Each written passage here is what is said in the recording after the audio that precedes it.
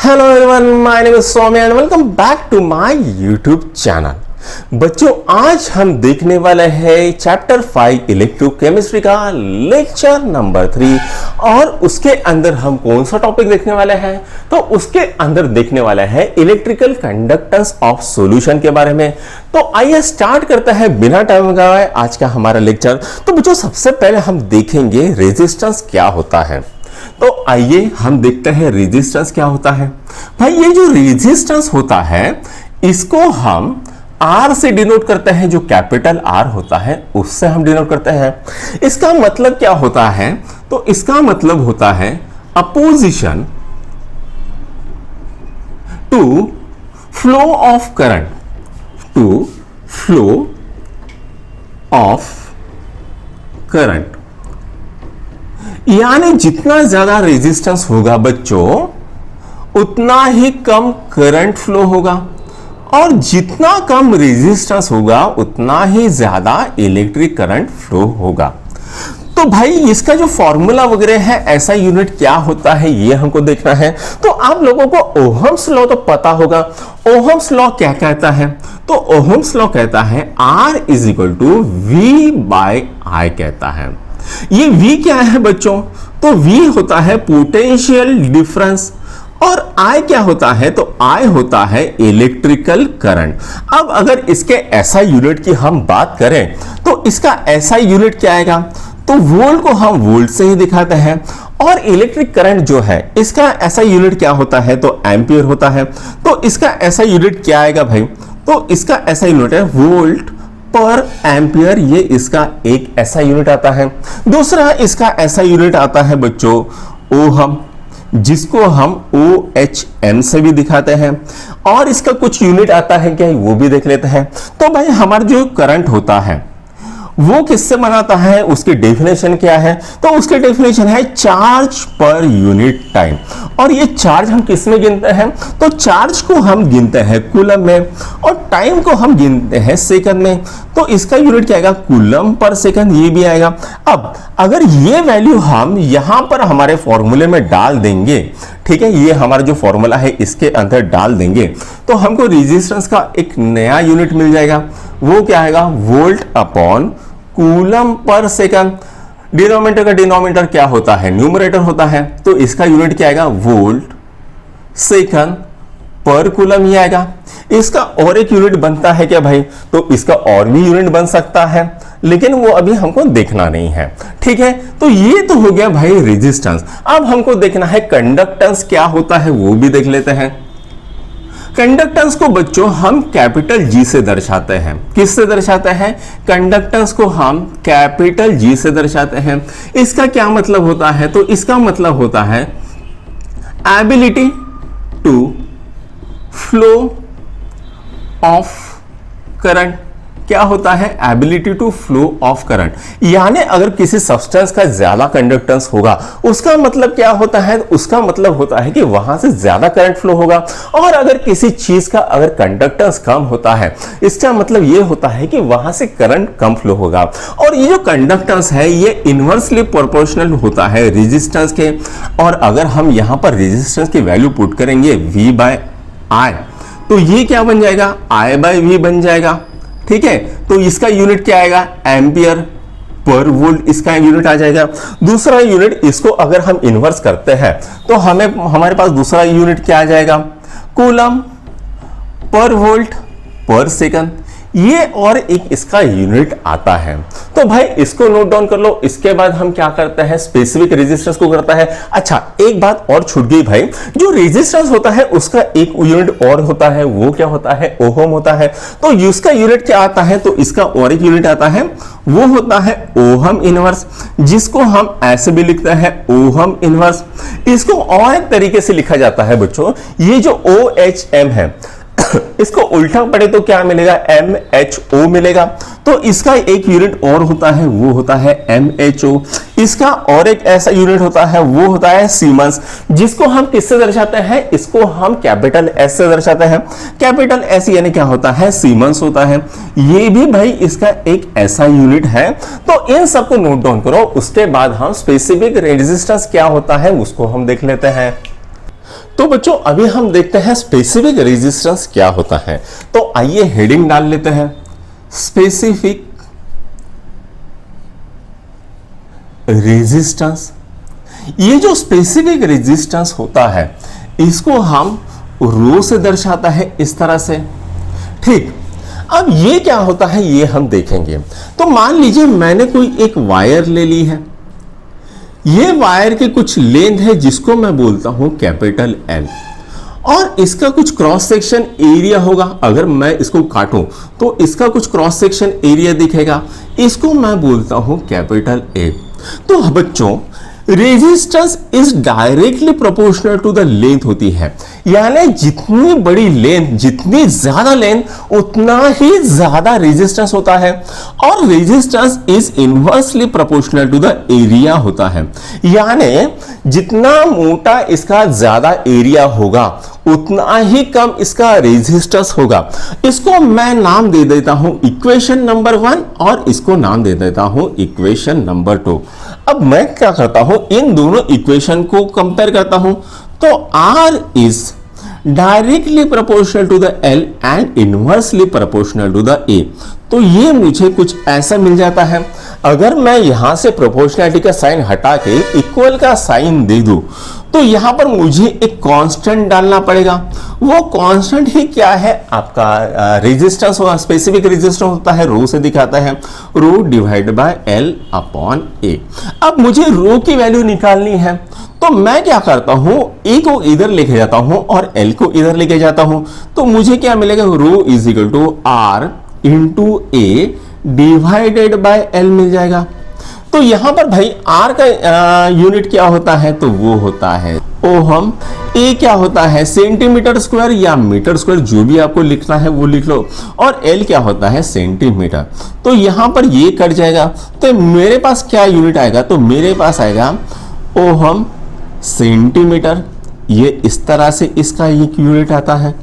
ठीक, अच्छा अब हमको बच्चों ये तो फॉर्मूला मिल गया है, R is equal to rho into L by A. अगर मैं मानू L की लेंथ अगर 1 सेंटीमीटर लेता हूं और क्रॉस सेक्शन एरिया भी 1 सेंटीमीटर स्क्वायर लेता हूं, तो भाई यहां पर ये क्या आ जाएगा, rho is equal to R into 1/1 हो जाएगा, यानी rho is equal to R आ जाता है। ये मुझे मिलता है। ठीक है, तो यहां पर स्पेसिफिक रेजिस्टेंस क्या होगा, तो specific resistance is a resistance of unit length and unit cross section area. यहां पर हमने क्या लिया, यूनिट लेंथ ले ली। यूनिट लेंथ यानी क्या होती है, 1 सेंटीमीटर होता है, और यूनिट क्रॉस सेक्शन एरिया यानी कितना होता है, 1 सेंटीमीटर स्क्वायर होता है। अगर मैं लेंथ 1 सेंटीमीटर लो और एरिया 1 सेंटीमीटर स्क्वायर लो, तो जो स्पेसिफिक रेजिस्टेंस होता है वो रेजिस्टेंस के इक्वल होता है। यही इसकी डेफिनेशन आएगी। तो यहां पर इसके डेफिनेशन भी लिख लेते हैं। तो ये लिखते हैं definition, specific resistance is a resistance of conductor having unit length and unit cross section area। तो ये इसकी डेफिनेशन आएगी। मतलब अगर ये लेंथ जो है, इस वायर की लेंथ अगर 1 सेंटीमीटर होती है और इसका एरिया भी अगर से 1 सेंटीमीटर स्क्वायर होता है, तो इस चीज का, इस कंडक्टर का जो भी रेजिस्टेंस होगा उसी को हम क्या कहेंगे, उसी को हम कहेंगे स्पेसिफिक रेजिस्टेंस, और इसको दिखाया जाता है रो से। भाई इसको नोट डाउन करो, उसके बाद हम देखते हैं स्पेसिफिक कंडक्टेंस। अच्छा, इसको और एक नाम है बच्चों, तो वो क्या है, तो वो है रेजिस्टिविटी। रेजिस्टिविटी ये भी इसका और एक नाम है, और लिख दो। ठीक है, इसके नोट डाउन करो, फिर हम देखते हैं स्पेसिफिक कंडक्टेंस क्या होता है। तो बच्चों अभी हमने देखे थे स्पेसिफिक रेजिस्टेंस के बारे में, अभी हमको देखना है स्पेसिफिक कंडक्टेंस या कंडक्टिविटी क्या होती है। तो आइए वो भी देख लेते हैं। स्पेसिफिक कंडक्टेंस, इसको हम दर्शाते हैं के से। के यानी क्या होता है? कप्पा। ठीक है, इसको किससे दर्शाते हैं? कप्पा से दर्शाते हैं। स्पेसिफिक कंडक्टेंस का और एक नाम है, और वो क्या नाम है? वो है कंडक्टिविटी। कंडक्टिविटी ये नाम है। इसको और बोल सकते हैं, इसको हम बोलते हैं इलेक्ट्रोलाइटिक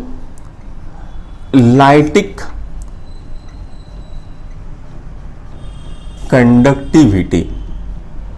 ठीक, अब ये जो कप्पा होता है ये इनवर्सली प्रोपोर्शनल टू होता है रो से। रो क्या होता है? तो रो होता है आपका स्पेसिफिक रेजिस्टेंस। अब हमने रो की एक वैल्यू निकाली थी, वो क्या थी? R इंटू ए अपॉन एल निकाली थी, राइट। तो अगर मैं L को न्यूमरेटर में लेके जाऊं तो मेरे पास क्या फॉर्मूला है? 1/R इंटू एल बाय ए, ये फॉर्मूला आता है। और हमको पता है भाई 1/R यानी कितना होता है? तो वो होता है G इंटू एल अपॉन ए, ये फॉर्मूला आता है। तो भाई कप्पा का क्या फॉर्मूला आया? तो कप्पा का फॉर्मूला है G इंटू एल बाय ए। तो अब हमारी बारी है कि इसके यूनिट्स क्या होते हैं ये निकालने के लिए है। तो G का यूनिट क्या होता है बच्चों? तो G का यूनिट होता है सीमेंस, L का यूनिट होता है मीटर, और इसका यूनिट होता है एरिया का मीटर स्क्वायर। तो ये क्या आएगा? Siemens metre to the power -1 ये आता है। ये ऐसा यूनिट हो गया। अगर सीजीएस सिस्टम यूनिट देखना है इसका, तो ohm inverse centimetre to the power -1 ये एक यूनिट आता है। अब हमको स्पेसिफिक कंडक्टेंस इलेक्ट्रोलाइटिक के टर्म में देखना है, वो क्या होता है। तो यहां पर मान लो बच्चों हमने ये फॉर्मूला निकाल लिया है, ठीक है, या ये फॉर्मूला पकड़ लो।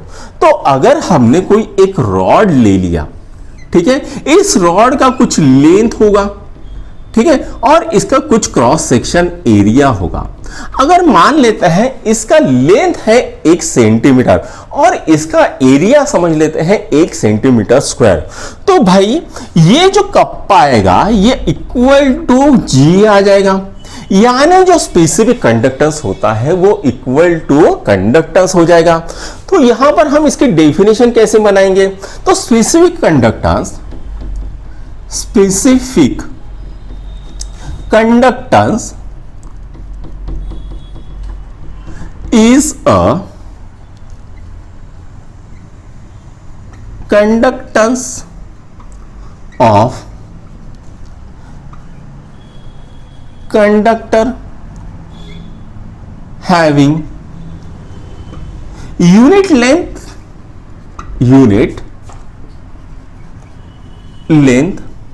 and unit cross section area। यानी अगर हमने कोई एक वायर ले ली है जिसका लेंथ है 1 सेंटीमीटर और एरिया भी है 1 सेंटीमीटर स्क्वायर, तो इसमें से जितना भी करंट फ्लो होगा, जिसका भी उसका कंडक्टेंस रहेगा, उसी को हम क्या कहेंगे? Specific conductance. अब इसको इलेक्ट्रोलाइट के टर्म में भी देख लेते हैं। तो ये इसको नोट डाउन करो, मैं थोड़ा सा यहां पर कुछ जगह बना लेता हूं। ठीक, मान लीजिए ये हमारा एक इलेक्ट्रोलॉड है, ठीक है, ये हमारा इलेक्ट्रोड है, ठीक है, इसका एरिया समझ लेते हैं 1 सेंटीमीटर स्क्वायर है। यानी इसका ये भी 1 सेंटीमीटर है और ये भी 1 सेंटीमीटर है, और इसके बाजू में हमने दूसरा एक रॉड रख दिया है, या इलेक्ट्रोड बोल लो, ये रख दिया है। ये भी कैसा है? 1 सेंटीमीटर स्क्वायर है, और दोनों के बीच में डिस्टेंस समझ लेते हैं 1 सेंटीमीटर है। ठीक, अगर मैं इनको जोड़ू, यहां से यहां पर जोड़ू और यहां से यहां पर जोड़ू, तो भाई मुझे यहां पर एक क्यूब मिलेगा। ये क्यूब का वॉल्यूम कितना होगा? तो ये क्यूब का वॉल्यूम होगा 1 सेंटीमीटर क्यूब होगा। अब 1 सेंटीमीटर क्यूब यानी कितना होता है भाई? तो 1 ml होता है, राइट। 1 सेंटीमीटर क्यूब होता है कितना? 1 ml होता है। इस 1 सेंटीमीटर क्यूब में जितने भी मेरे इलेक्ट्रोड्स आएंगे, सॉरी इलेक्ट्रोलाइट्स आएंगे, जितने भी मेरे इलेक्ट्रोलाइट्स आएंगे, उनका जो भी कंडक्टेंस होगा उसी को हम क्या कहेंगे? तो उसी को हम कहेंगे स्पेसिफिक कंडक्टेंस। आई बात समझ में? हमने 2 इलेक्ट्रोड लिए, ये एक लिया, ये एक लिया, इसका क्रॉस सेक्शन एरिया था 1 सेंटीमीटर स्क्वायर, इसका क्रॉस सेक्शन एरिया था 1 सेंटीमीटर स्क्वायर, दोनों के बीच में डिस्टेंस हमने रख लिया 1 सेंटीमीटर। ठीक है, तो इसने क्या बनाया, ओवरऑल एक वॉल्यूम बनाया। वो वॉल्यूम कितना है, तो वो वॉल्यूम है 1 सेंटीमीटर क्यूब। इस 1 सेंटीमीटर क्यूब में कितना फ्लूइड आएगा, तो वो आएगा 1 ml। उस 1 ml इलेक्ट्रोलाइट सॉल्यूशन का जो भी कंडक्टेंस होगा उसी को हम क्या कहेंगे, उसी को हम कहेंगे स्पेसिफिक कंडक्टेंस, और इसको दिखाते हैं हम कप्पा से। राइट, इसको नोट डाउन कर लो बच्चों, फिर आगे बढ़ते हैं। तो ये तो हो गया बच्चों स्पेसिफिक कंडक्टेंस। अब हमको देखना है नेक्स्ट टॉपिक, और नेक्स्ट टॉपिक क्या है, तो वो है मोलार कंडक्टेंस। क्या है वो, मोलार कंडक्टेंस या मोलार कंडक्टिविटी बोल दो। इसको हम दिखाते हैं कैपिटल लैम्बडा से, या उसके नीचे एक सफिक्स में एम भी लगाते हैं, कैपिटल लैम्बडा एम। अब ये मोलार कंडक्टेंस क्या होता है, मान लीजिए आपने कोई एक इलेक्ट्रोलाइट सॉल्यूशन लिया। इस इलेक्ट्रोलाइट सॉल्यूशन में 1 मोल मान लो इलेक्ट्रोलाइट्स है। कितने हैं, 1 मोल इलेक्ट्रोलाइट्स है। इस 1 मोल इलेक्ट्रोलाइट सॉल्यूशन का जो भी कंडक्टेंस आएगा उसी को हम क्या कहने वाले हैं, तो उसी को हम कहने वाले हैं मोलार कंडक्टेंस। अब मोलार कंडक्टेंस का फॉर्मूला क्या आता है, तो वो आता है K/C। K क्या होता है बच्चों, तो K होता है स्पेसिफिक कंडक्टेंस, और C क्या होता है, तो C होता है कॉन्सेंट्रेशन ऑफ सॉल्यूशन, या ऐसे बोलो इसको मोलर कॉन्सेंट्रेशन ऑफ सॉल्यूशन। तो इसका फॉर्मूला क्या होता है, capital lambda m is equal to K/C। इसको नोट डाउन करो, फिर इसके बाद हम देखते हैं रिलेशन क्या होता है K और कैपिटल लैम्बडा के बीच में, ये हमको देखना है। तो इसको नोट डाउन कर लो बच्चों। तो बच्चों अभी हमें देखना है लास्ट टॉपिक, और लास्ट टॉपिक क्या है, relation between K and capital lambda. तो भाई ये रिलेशन क्या होता है ये हमको देखना है। तो K क्या होता है भाई, तो K 1 सेंटीमीटर क्यूब सॉल्यूशन का कंडक्टेंस होता है, का कंडक्टेंस होता है। ठीक, मान लो हमने V सॉल्यूशन लिया। ठीक है, V क्या होता है, वॉल्यूम होता है। इसके अंदर मान लीजिए V के अंदर 1 मोल इलेक्ट्रोलाइट्स है। ठीक है, एक V सॉल्यूशन लिया है जिसके अंदर क्या है, 1 मोल इलेक्ट्रोलाइट्स है। तो भाई 1 सेंटीमीटर क्यूब का कंडक्टेंस क्या आता है, तो वो K आता है। अगर हमने V सेंटीमीटर क्यूब वॉल्यूम लिया तो ये क्या आएगा, K इंटू V आएगा। ये K इंटू V क्या होता है, यही होता है आपका मोलार कंडक्टेंस होता है। और इसको हम किससे दर्शाते हैं, तो इसको हम दर्शाते हैं capital lambda m is equal to K into V से दर्शाते हैं। ठीक है, अब हमको देखना है भाई C क्या होता है। ठीक, इसको थोड़ा सा मिटा दो, इसको जगह कर लेते हैं। कॉन्सेंट्रेशन ऑफ सॉल्यूशन को हम किससे दिखाते हैं भाई, कॉन्सेंट्रेशन ऑफ सॉल्यूशन को हम दिखाते हैं C से। और इसका यूनिट क्या होता है, तो इसका यूनिट होता है मोल पर लीटर, इसका यूनिट होता है। कॉन्सेंट्रेशन यानी क्या होता है, मोलरिटी होती है। मोलरिटी का फॉर्मूला क्या है, number of moles divide by volume of solution in litre होता है। तो ये इसका यूनिट होता है। अब भाई मुझे पता है 1 लीटर यानी कितना होता है, तो वो होता है 1000 ml होता है। और हमें पता है 1 ml यानी 1 सेंटीमीटर क्यूब होता है। तो मैं क्या करता हूं, 1 litre is equal to 1000 centimetre cube लिख देता हूं। तो मुझे यहां क्या मिलेगा, C is equal to mole divided by 1000 centimetre cube मिल जाता है। ये क्या होगा, C/1000 मोल पर सेंटीमीटर क्यूब मिल जाता है। तो ये क्या आ गया आपका कॉन्सेंट्रेशन ऑफ सॉल्यूशन। अब हमको पता है भाई जो कॉन्सेंट्रेशन ऑफ सॉल्यूशन होता है ये inversely proportional to the volume होता है। तो हम ऐसा लिख सकते हैं volume is inversely proportional to concentration of solution. तो यहां पर अगर मैं वैल्यू पुट करूं तो ये क्या आएगा 1000 बाय सी आ जाएगा, ठीक है, 1000 बाय सी आ जाएगा, उल्टा हो जाएगा। ठीक, अब ये जो वैल्यू है V की मैं क्या करता हूं इसके अंदर पुट कर देता हूं, तो ये क्या आएगा K इंटू 1000 डिवाइडेड बाय सी होता है, तो ये क्या आ गया 1000 इंटू K बाय सी। तो ये हमको फॉर्मूला मिल गया कैपिटल लैम्डा एम का, कितना आ गया formula 1000 into K by M, ये फॉर्मूला आ गया है। और इसका यूनिट क्या होगा, तो ये उल्टा हो जाएगा, इसका यूनिट क्या आएगा सेंटीमीटर क्यूब पर मोल आ जाएगा। तो बच्चों ये तो आ गया हमारा आंसर। तो आज का लेक्चर हमारा यहीं पर खत्म होता है। अगर आपको आज का लेक्चर पसंद आया तो अपने दोस्तों के साथ लाइक शेयर और सब्सक्राइब जरूर कीजिएगा। Thank you.